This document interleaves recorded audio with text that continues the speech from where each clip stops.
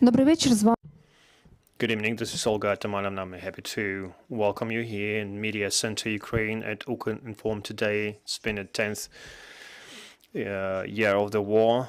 This is the 666th day after the full invasion of the aggressor. And we're here today to discuss important things for the society. One of the topics that we're going to talk about is results of the oil products market performance in 2023 with experts. We have Serhii Kuiun and Artem Kuiun, fuel market experts. And let's talk about dynamics and trends of 2023 at the petrol market. Let's talk about the year. Hello. Can you share my presentation? And while you're doing that, thanks to the Media Center, Ukraine Media Center, for that conversation. And we think that energy markets are quite important during the war. And the petrol market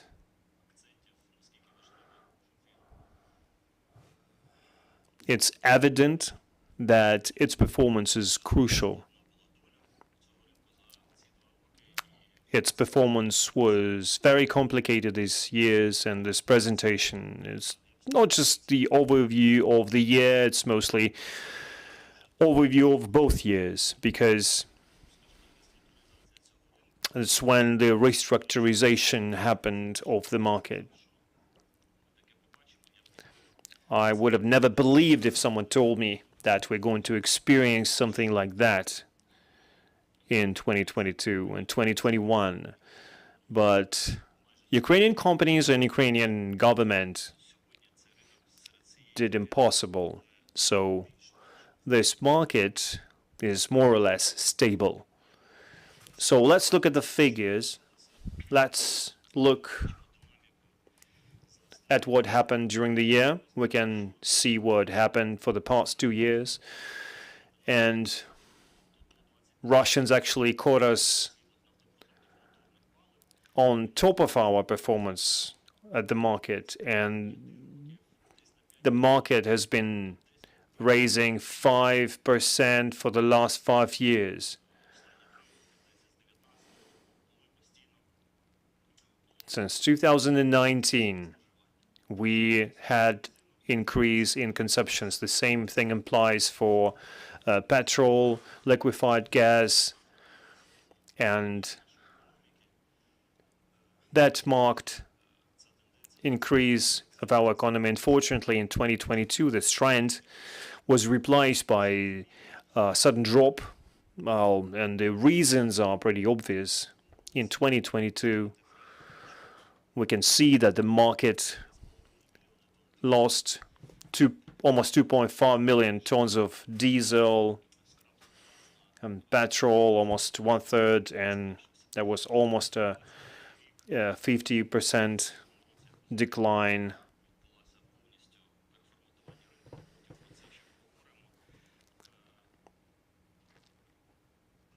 And there was a reformatting of the market. We'll talk about that later. And the market adjusted to the change, and we can see that 2023 became the year of increase. Especially it's related to diesel fuel as a very popular type of petrol. And the reason for that dynamic is both import and export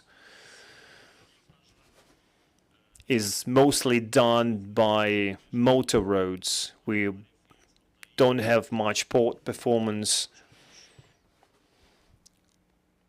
so this is why it's so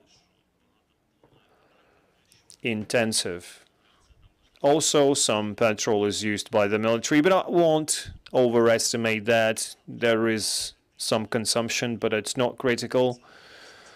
That's not 30, it's not 20, not even 10% of our overall consumption.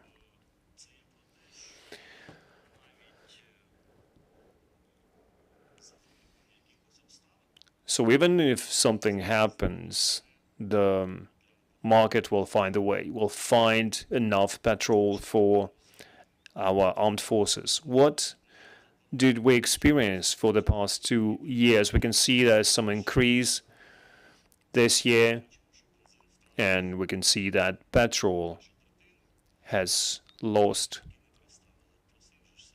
1/3. Sorry, they didn't change the slide. 34% was lost for petrol, for diesel, fuel.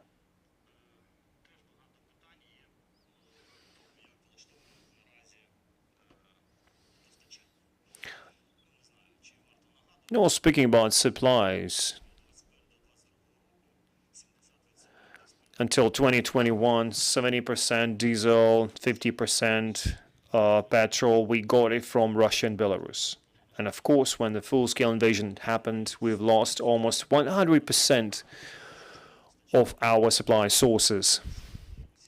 Imported fuel from Russia and Belarus ports that were even blocked before the full-scale invasion, and our oil refineries. So the market has to solve an issue that no one never has ever experienced before. So we lost almost of our sources, but after 4 months, in July 2022, we recovered our supply through the western border, and it's a new page in our history. And it's not about just reorienting from east to west.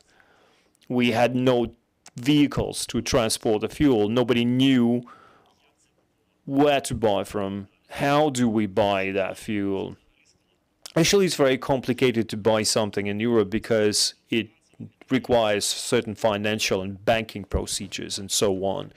So the reason why that crisis emerged, nobody knew what to do and where to go. But again, after 4 months,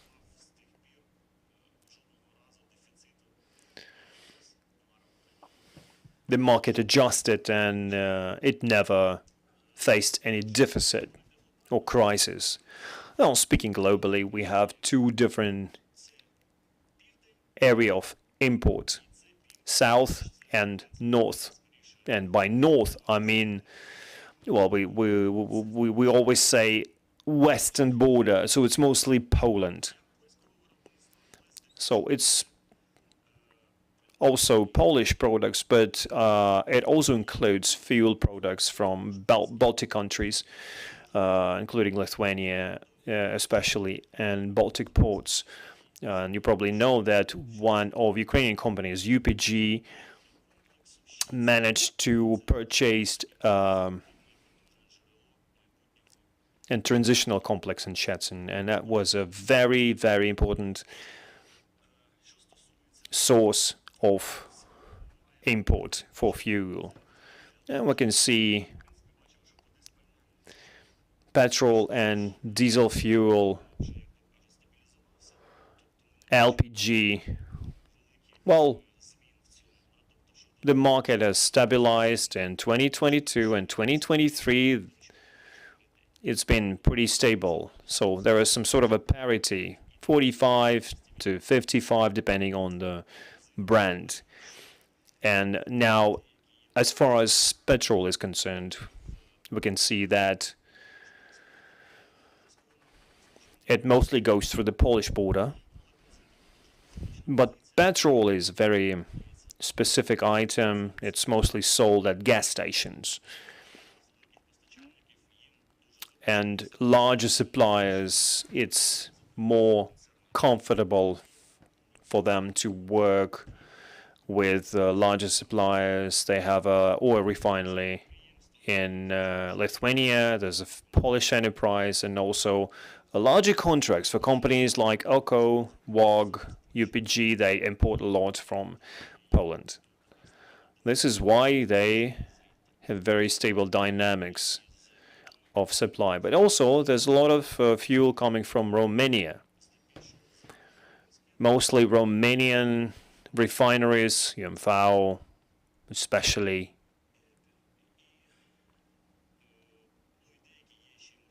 And also there is some supply through sea.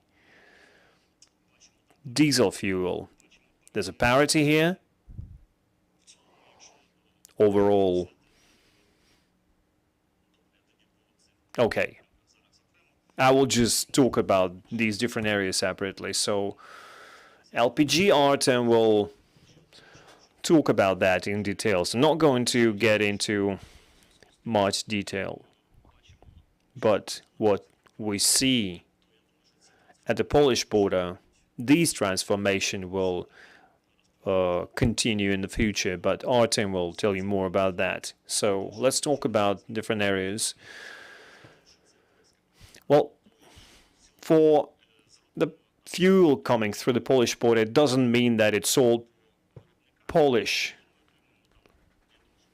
Well, I guess more than 15 producers of fuel globally. I could never imagine that we're gonna buy fuel from Kuwait, Saudi Arabia. Recently, we heard some news that we received some LPG from Brazil. And the US diesel power, it's something ordinary and mundane. That's pretty much normal. We have it on the market all the time. So LPG, diesel fuel, we got used to that. But in 2021, if you recall these days, nobody would believe you if you had said that it's going to be possible. So now we have more than 15 countries supplying fuel to Ukraine. And also after Russian oil products were banned, Europe has to adjust too. And we are completely integrated into the European market. And you can see how Europe has diversified their sources. And you also remember what Russia told about the prices. The prices will go up. We're not going to have any fuel, but nobody has ever seen anything like that, except for some global changes in prices in 2022. But in 2023, the situation is a lot more stable. And we can see that there are many situational changes over here. I won't get into that, but people keep asking questions. What about the quality of the fuel? Like, we bring everything from Europe, so it's going to be very high quality, but there are some complaints about quality. Well, I tell you this, we tried to do some analysis with experts, and we looked through the quality certificates, and would say that not all of European fuel is the best. It's not that it's very bad, but some quality certificates, they are kind of slightly above the threshold. Because sometimes it takes weeks. You have to wait a week until it reaches the border. Then they will just refill the tanks at some point. Then from the tank to the storage, from the storage to the truck, and so on. And if you're talking about octane rate, if the quality is slightly above the threshold, the quality becomes an issue. And it depends on the source. It depends on the company that sells the fuel, the company that processes the fuel, Depends on the seller, depends on the supply chain, and the quality control. Actually, we also have some really high quality samples on the market. For example, German petrol, so-called alcohol-free benzene, because alcohol is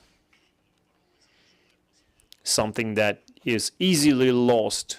It's evaporated pretty quickly, can't be stored for a long time.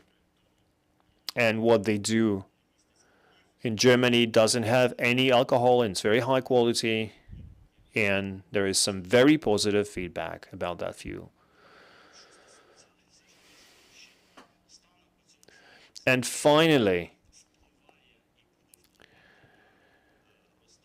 what affects the market is the Ukraine sanction policy.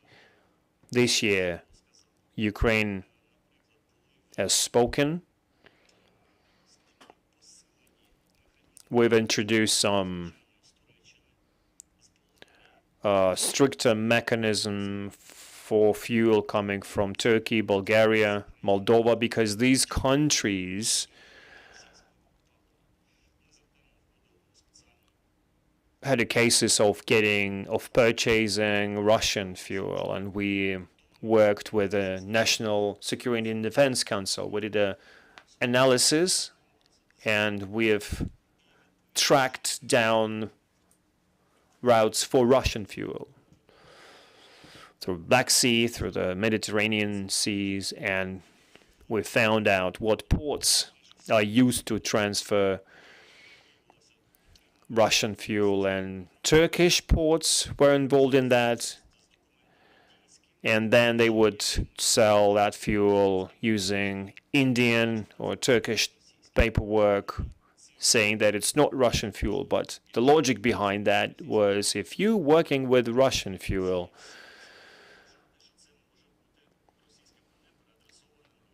we have all means to think that it's Russian fuel coming to us. So this is why we have to do additional control measures to get rid of Russian export. And it's not even about Russian fuel. If we buy real Turkish or Indian fuel in Turkey, because they really import Indian fuel, we are creating additional supply for them, and we motivate them to buy more fuel from Russia.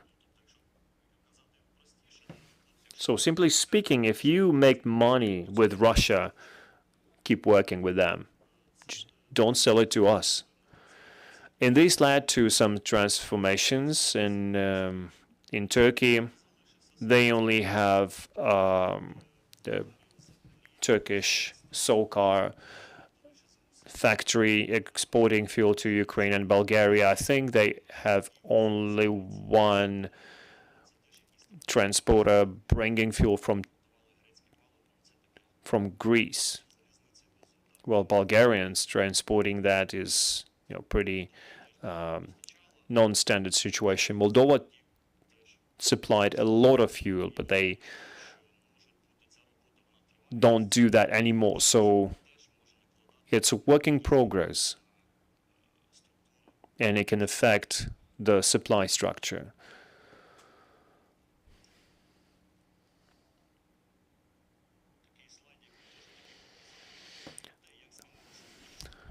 This is a very illustrious slide. So the gray line is railway transport, and red is road transport, road vehicles.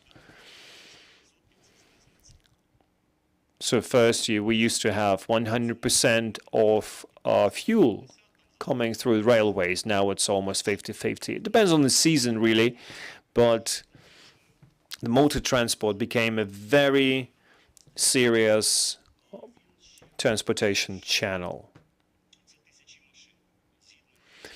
And it's thousands of cars. We recently did a research with a company. Oil transportation vehicles, there was a boost in the road transportation. They purchased new vehicles, new oil transportation vehicles, used transportation vehicles. So we have a huge fleet of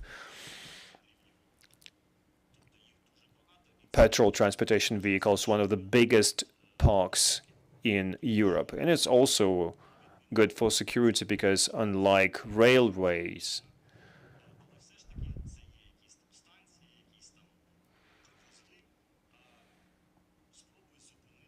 you can't really stop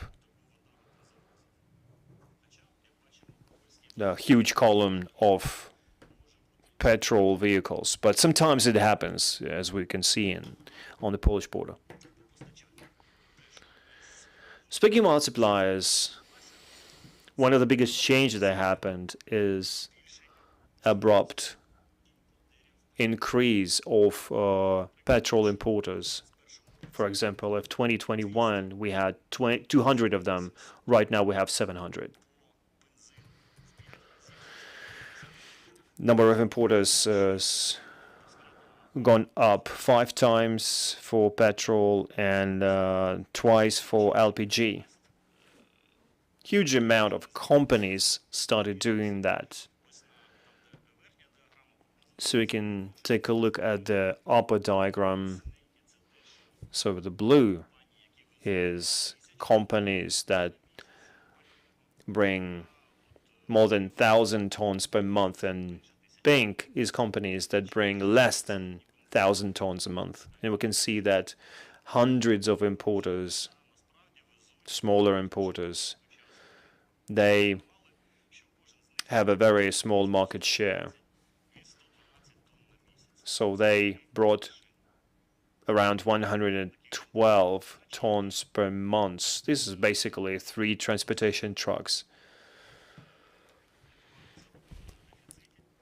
So these guys were the ones to make a lot of money on the deficit when the war started.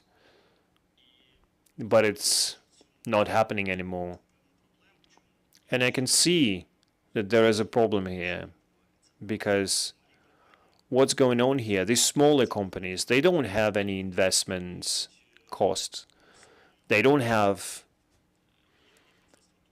any special infrastructure sites. They don't have any staff.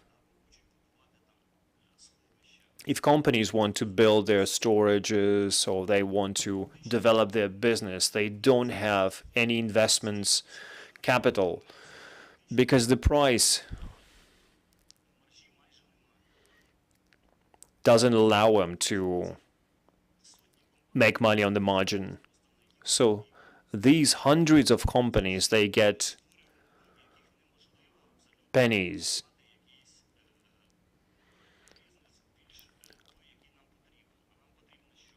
And this is not the kind of business that we want. And what we want, for example, we have a law on the minimum stock of oil products, and it requires some more investments into storage, into infrastructure. Of course, it's going to be implemented step by step, but we will need that in the future. And accordingly, those who want to do that won't have any capital to do that, to invest. And that's a strategic problem, because these operators today, they supply fuel because the margin is good. But tomorrow, when the situation is not that good, they're not bringing fuel anymore. And they reserve their market share. Like these companies, they see that we don't need to bring any more. This is the amount that we're happy with. So there's some deficit, they brought some more fuel and the price is dropping. So the market, the outcome for that is market is not very stable. So that law on minimum stock should make this market more stabilized. So the market is open, but you don't just have rights, you also have obligations. You have responsibility before your country to build on that stock of fuel.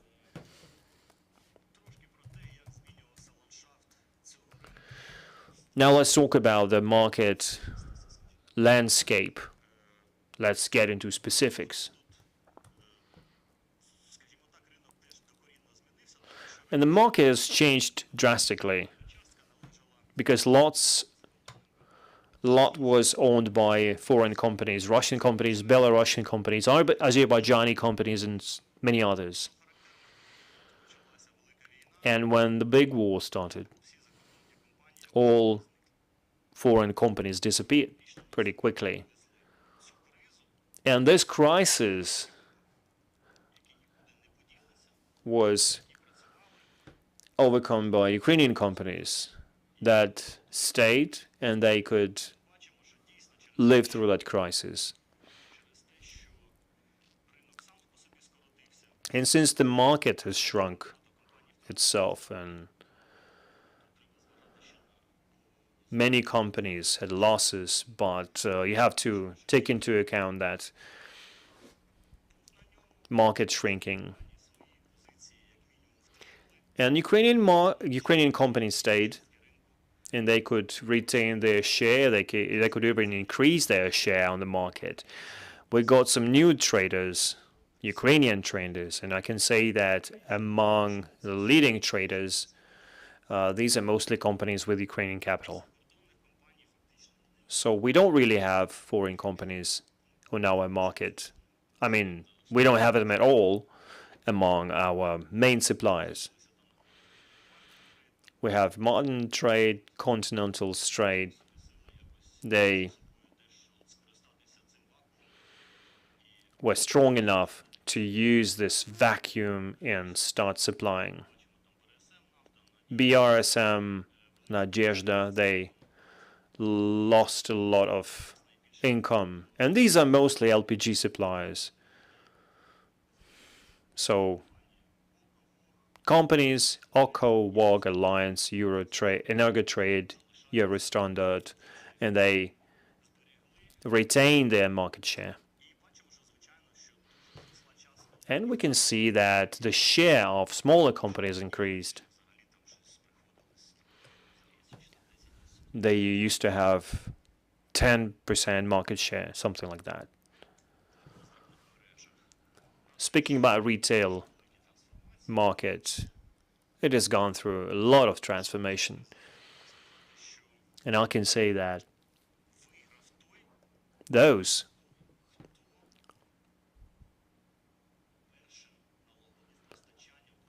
who was the first to build supply chain, they won. Those who had enough fuel in spring 2022. Lots of clients reached out to them. So lots of clients, they decided to stick with these larger chains, and they have a huge share.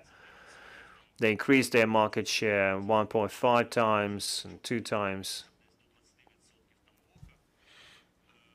OCO had 20% increase. Very nice result, I'd say. The rest of the companies. And by the way, we can see that the Privat group is here. If you get to the previous slide, and Privat was a failure of the year, really. They used to have more than 2 million resources per year this year. They have something like 240, so the drop was 10 times, almost 10 times. Their market share decreased. And you know why, because it's because Ukernafta and Ukrtatnafta were nationalized, because they used to own these companies. So as far as the retail goes, Privat network was very consolidated. Ukernafta and their own network. So Ukernafta had 500 petrol station, and Privat owned 1,000. Since they bought it after the nationalization, now they are two different businesses. Now we can see that they went their own different ways. Ukernafta, right after nationalization, they basically shut down because of the interruption in supplies. But now they're going up, and they're going pretty steadily. In October, we've seen them crossing the threshold of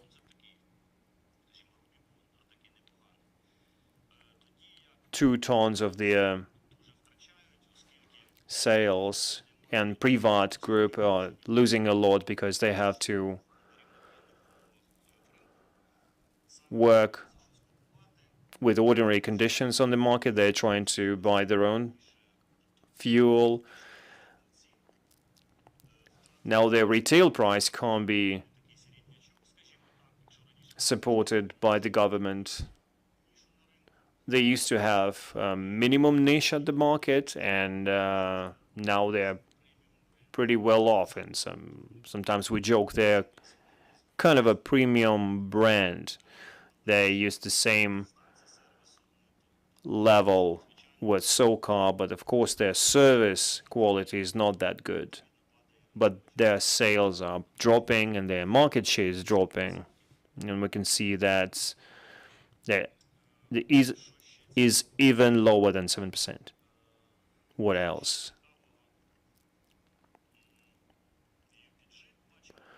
We can see that UPG is growing because they're introducing new stations, new petrol stations, and they're pretty good.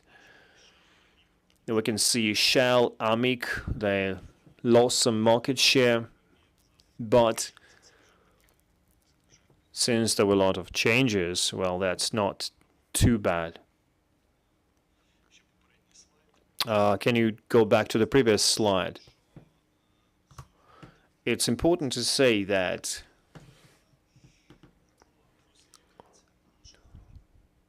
diversification of the market played its role, because it lasted for a longer time than we really wanted.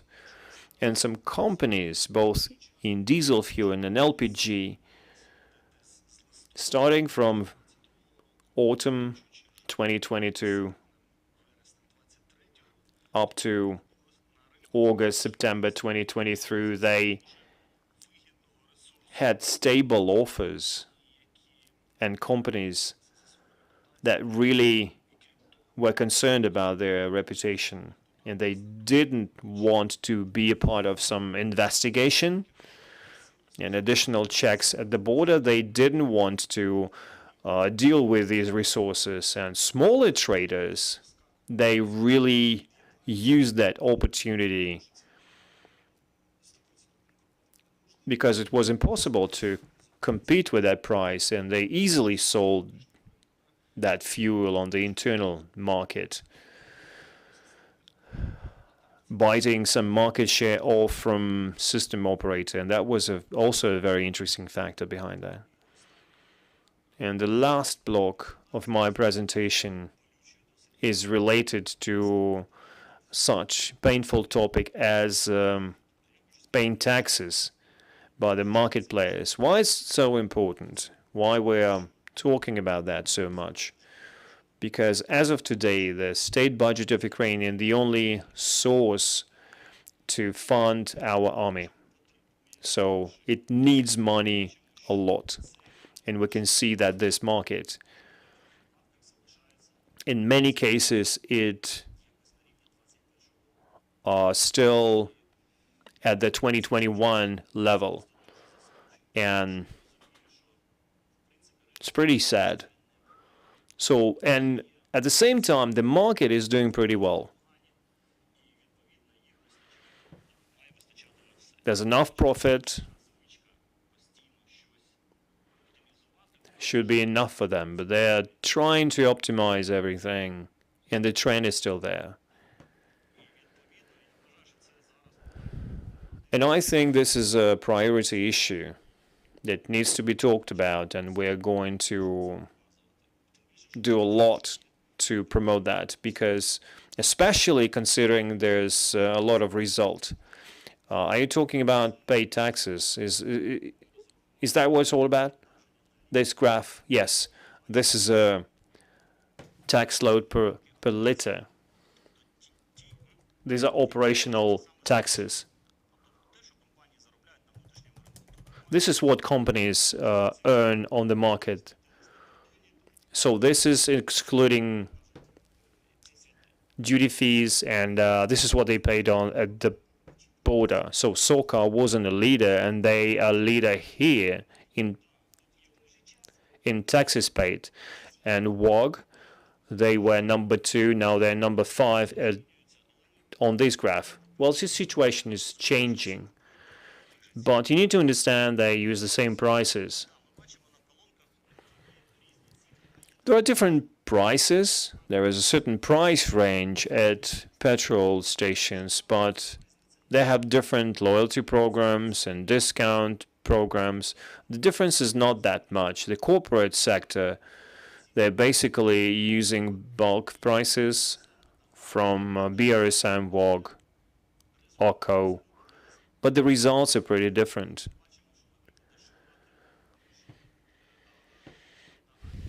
And if you take the leader and anti-leader, the difference is 15 times. That's impossible. How can the margin be so different? 15 times. So we have grounds to say that there is a serious misuse. And if you take minimum 2 hryvnias per liter,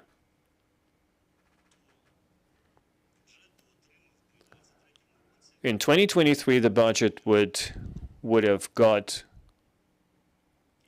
a couple of billion hryvnias, and we have only the biggest chains, and there are lots of smaller chains, lots of smaller companies. In BRSM, they have 1.2 hryvnias, Privat 0.5. For smaller networks, for smaller chains, it's like 50 kopecks, half a hryvnias. It's really no big deal. So it's really sad. Now take a look at this slide. So that's a huge sector. That's OCO. The company has 26% of sales from the biggest chains, but they paid their income tax.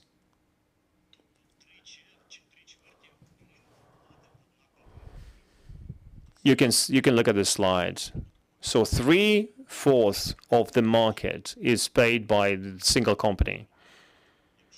And my question is, if you don't have that margin, why are you engaged in that business? If you don't have that margin, why do you keep building new petrol stations? Why aren't you selling these stations? So for SOCAR, you can see they have very good performance, but their profit is 0. So all businesses owned by SOCAR are non-profitable, but their turnover is billions. Why do you engage in that business? If they would use that profit they earned and they would, put it on a bank account, they will earn billions. Why aren't you selling these stations? And the same applies to many companies.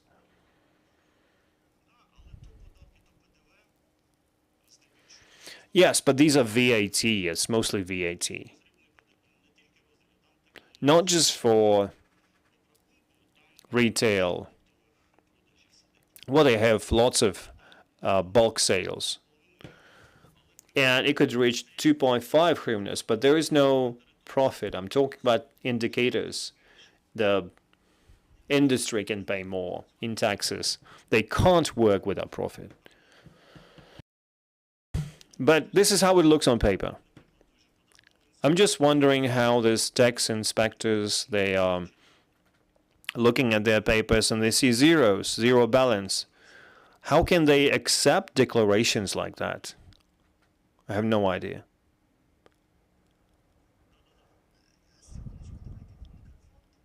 Please use the mic because we're streaming our video. Just wanted to clarify.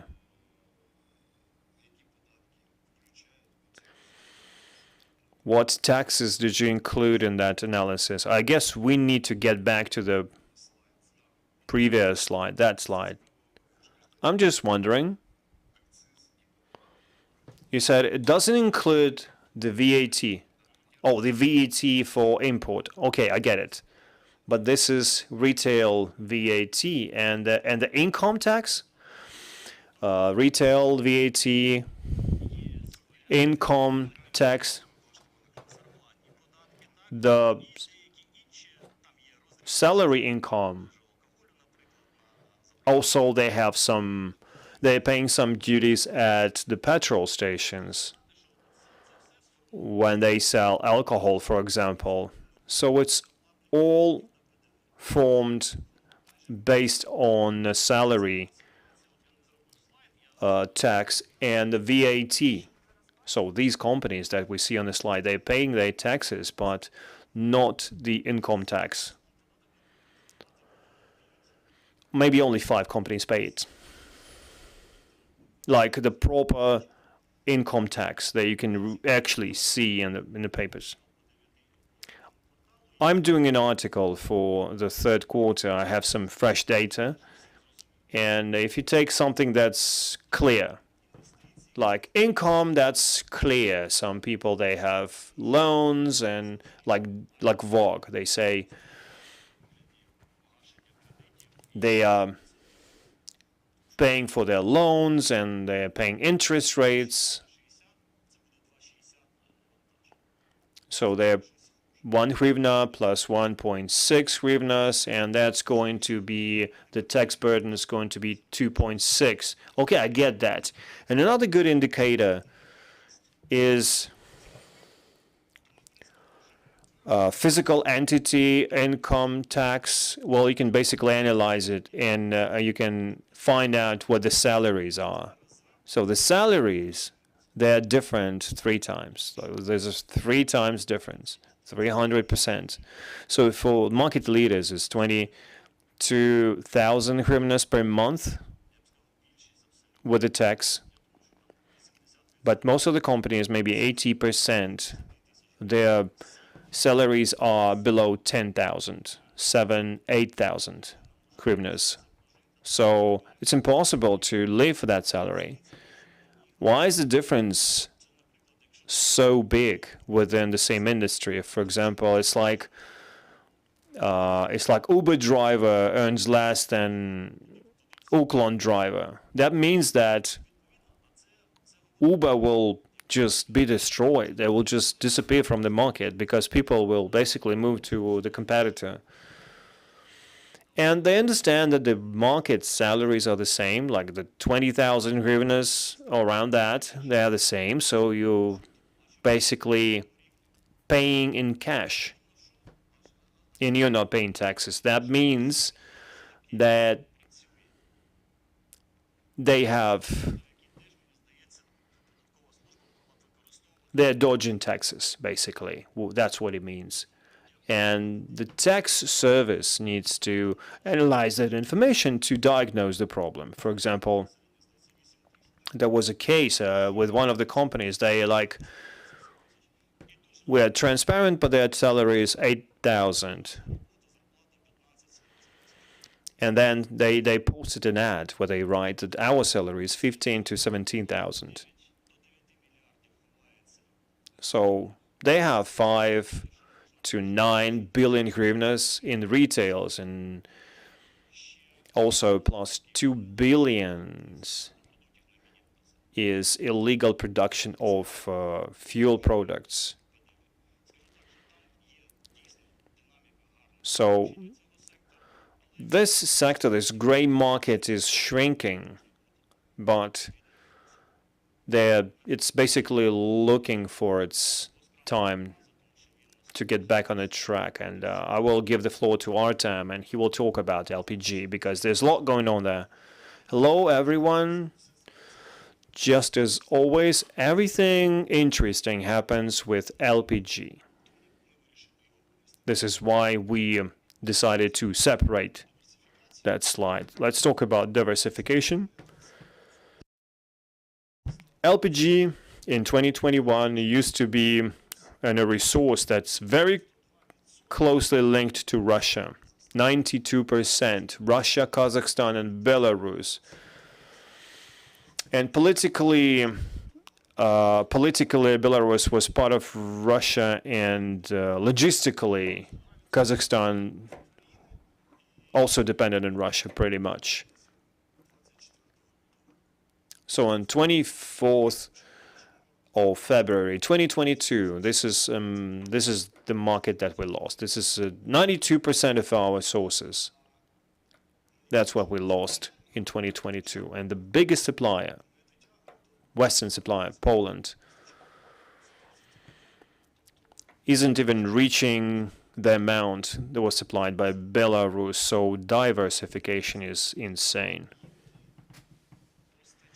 And these are supplying countries. We have Poland and Romania, and that means that a lot of fuel was coming through them. And as Serhii mentioned, they crossed the Polish border. They are sending German fuel from different ports all over the world. And also Constanța, one of the biggest ports in the world, they have lots of ships, and they are building an LPG terminal that will have another source of fuel. So diversification was done successfully. And just to remind you, LPG was the first to pop up at petrol stations in 2022. And in May, they had it everywhere. So that's the situation. The reason why it happened for two reasons. Well, first, as Serhii showed you, number of importers increased 5 times, and for LPG it only increased 2 times because we had lots of them anyway. So the competition was pretty high at this market, which ensured lower price. And on the other hand, they had a lower stability because there were lots of situative traders. And there is another reason, which is technical. These are transport regulation compliance, because we have European regulations for gas transporting vehicles. And they know their suppliers. There are not many of them, but the western regions were pretty well off because they had lots of fuel coming there, and they had possibilities to cross the border. And our transportation vehicles were kind of below the threshold.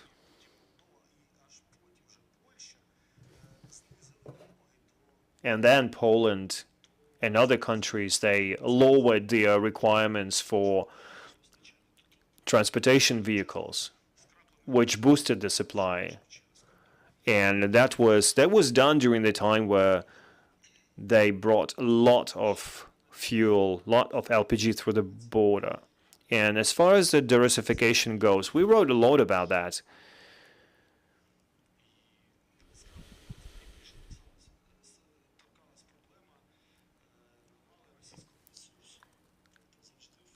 And we always had lots of supply from Russia because they are one of the biggest LPG suppliers all over the world. And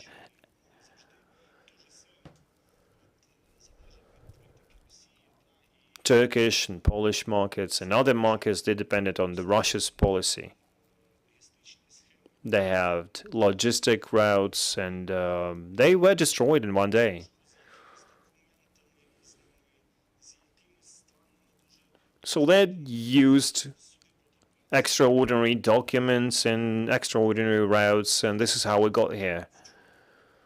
Actually, yesterday, 2 days ago, we had a news about European embargo. So there was a long process of approval. Now it's not really clear, but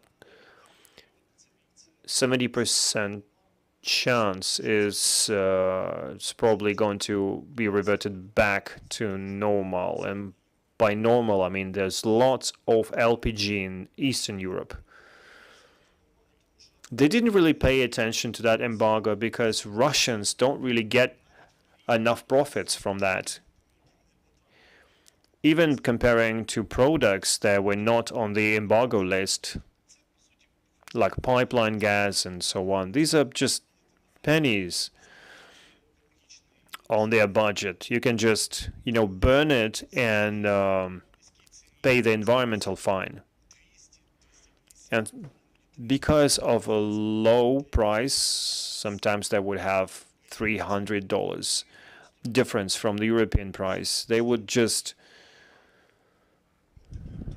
push it through that tunnel, through that channel, and it's still there.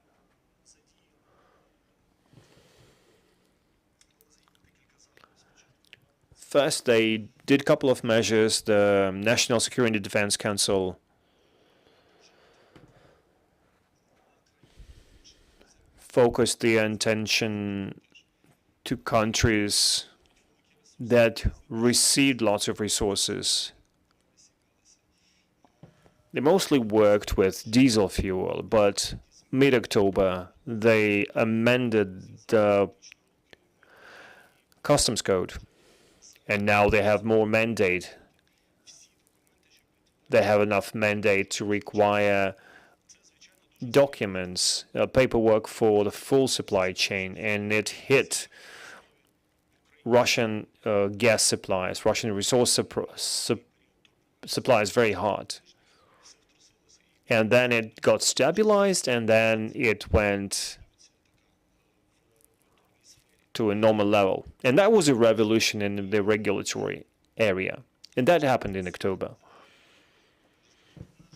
And unfortunately, it coincided with the logistics crisis and the beginning of the market crisis. This is why we decided to talk about that separately.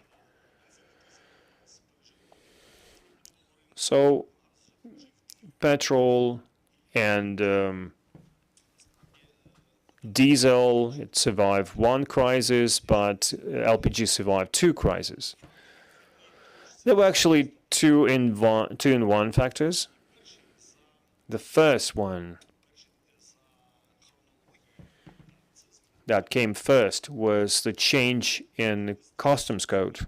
When it became clear that suspicious bulks and with Russian origins, these are not coming here, and when they learned about that, lots of contracts collapsed, and it affected the situation on the market. But mid-October, maybe you remember the situation at the border, they already faced problems. They had to stand in line for 7 to 8 days because that was an agricultural season. No ports, the grain corridor is not performing very well, so this is why everyone went through the border. All of the vehicles, this is why the agricultural products were a priority, and for 4 or 5 vehicles with grain, they would let only 1 vehicle with fuel at the border. I just want to remind you about the time because we need time to discuss that. So this is the Polish border. and we had 42% of LPG at the Polish border for October.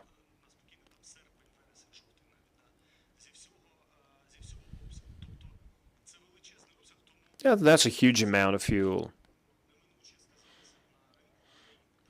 And if any interruption would occur, that would really affect the Ukrainian market. And this blockade, that was critical.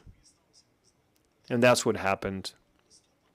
On the 1st of November, Poles shut down key checkpoints, especially Dorogusk, Yagoten. They had lots of vehicles coming from Poland and almost all vehicles coming from the Baltic countries. After the Polish border was shut down and caused a collapse, and while it didn't hit petrol and diesel market,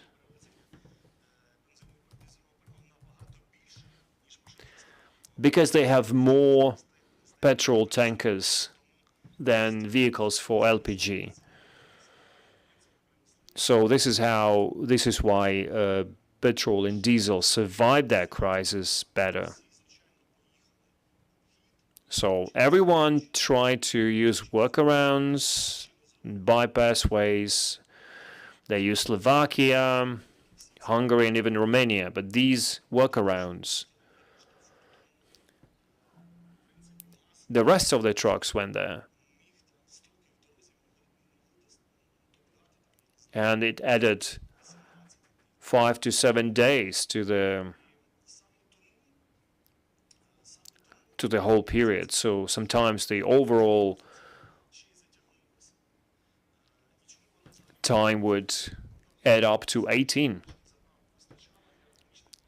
And if they had enough fuel to load their tankers, when that logistical chain was stretched out, they had more. They needed to get more petrol tankers or gas tankers,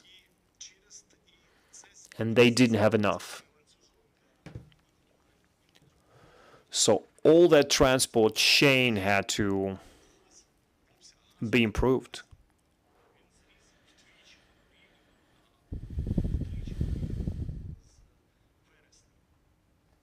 So,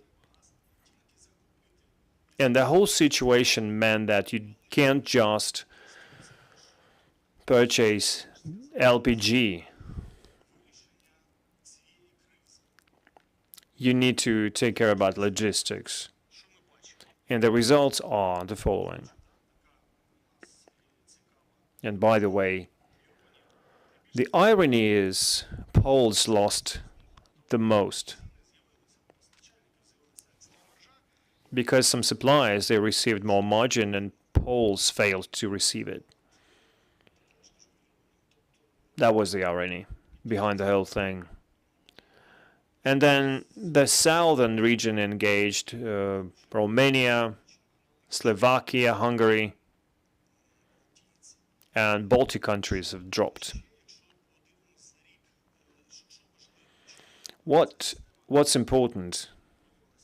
Why this system became vulnerable, the system that they built in 2022. If you take a look at the transport structure, like in those only 10 days of December, we can see that the sea transport was in decline first, and motorway transport had more share. Of course, the main supply channel that people had in mind was railway, but they didn't have enough capacity, and you can't build that capacity very quickly, and you have to think about it, like, what is the reason? Why can't we have enough capacity? That happened because of the Russians, because in 2022, when people and companies were looking for new logistics change, lots of companies invested in their infrastructures. They rented lots of carriages. In Europe, it's very hard to do. In order to do that, you need lots of investments, time and efforts. So they did it, but starting with October, the market started to decline, and then in September, it basically drowned in the Russian resource because it's cheap. And it's mostly motorway transport. They're not coming from the ports. And it basically killed railway transportation because the traders that built that system, they had to refuse from it because nobody is going to pay for that leasing if they don't work, if the carriages are empty. Nobody is going to pay to European manufacturers because their gas is not competitive. So this is why it and the full-scale invasion overlapped. And we dropped. We only had 26% and 58% of motorway transport. And it needed a lot of time. This is why the stabilization process was prolonged.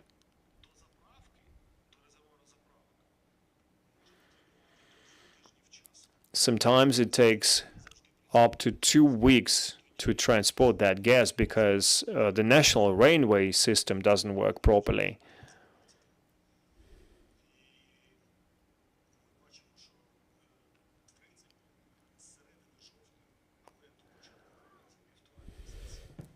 And since mid-October, that crisis was resolved.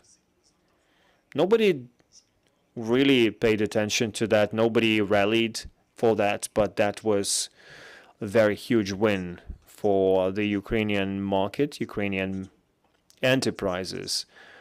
Really did a good job. The railway, state railway, show that they still got it.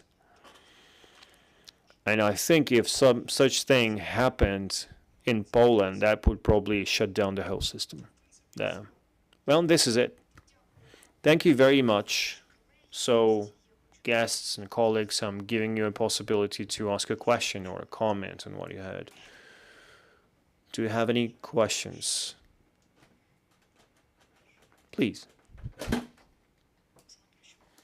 Oksana Polishchuk, Ukrinform, you mentioned the situation with the railways and how it all resolved. And you have two graphs, the red one and the gray one for railways and motorways. So railways went up. What was the reason behind that? What happened? What was the reason? This is what Artem talked about. And are these trends sustainable? Because the Polish border was blocked, we had less fuel supplied through the border by vehicles, and the share of railway transport has increased. I know for petrol and diesel, lots of companies switched to railways because it's easier. That was the reason. So what are the percentages? These are the percentages in the total share for petrol and diesel. This is how it's changed. Petrol and diesel used railway more, and they had less LPG supply. So a trend will change, but there are irreversible changes. Those who switch to railways, they're not going to switch back to fuel trucks because it's more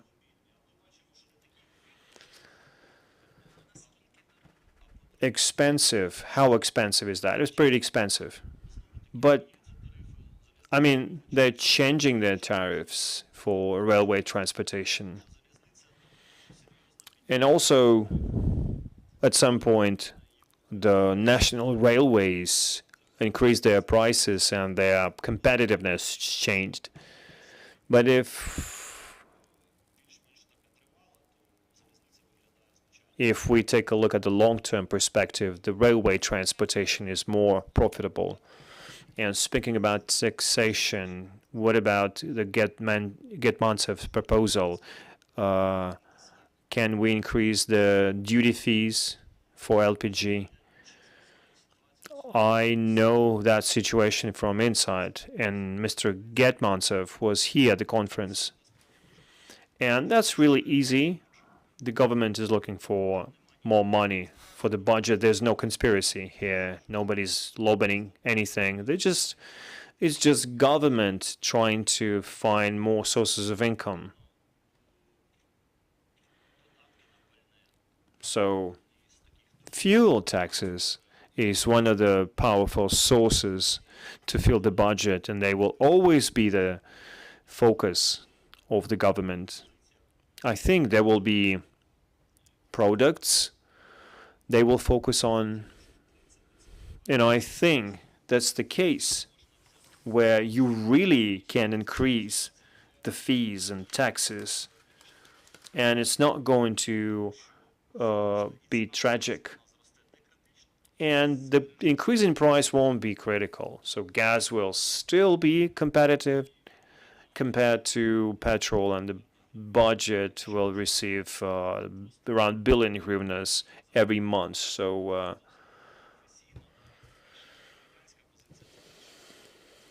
as a citizen, I'd say this: everyone wants to help the army.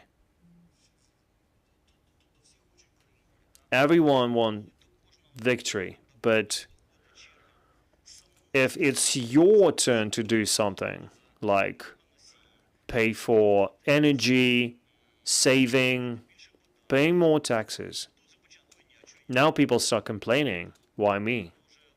Well, you have to make a choice. And that's the case here. You probably heard Minister of Finance talking about saving, decreasing import, but nobody wants to do that. Not me. This is why I think that's a balanced decision. Maybe it's not popular.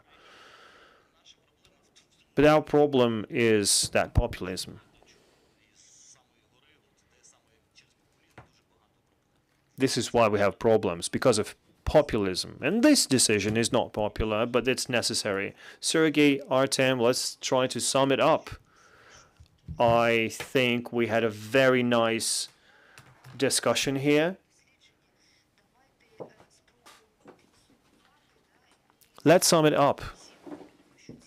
And you mentioned that, and we understand that these 2 years were very challenging for our fuel market. What are the 2 or 3 steps that were very powerful, that allowed us to survive? I think it's really the time to sum it up. It's probably clear what was done well. What were the decisions that were right? Well, if you recall 2022, well, basically they gave the market way. They liberalized the market. This is what they talk about when they discuss the defense sector and drones. They say, let's get rid of that control here. Let's give them a possibility to develop. This is what they did in 2022. The government did these companies a possibility to get fuel. Well, of course, they brought the fuel and the price went up because people kept buying. But then it dropped. We see different indicators, and I think now it's pretty much okay. And the reason why we slowed down I think lots of deregulation decisions were done quickly. For example, the transport visa-free mode, and there were lots of orders that or lots of decisions they took too quickly. Like everyone worked so quickly, now we slow down. And if everything worked like at the fuel market, the market would really be really well off. So give them a possibility, give the companies a possibility to work. This is what we need to have in lots of industries. Thank you very much. Thank you for the very interesting conversation, and we keep working for our victory. And thanks a lot to our armed forces, and glory to Ukraine.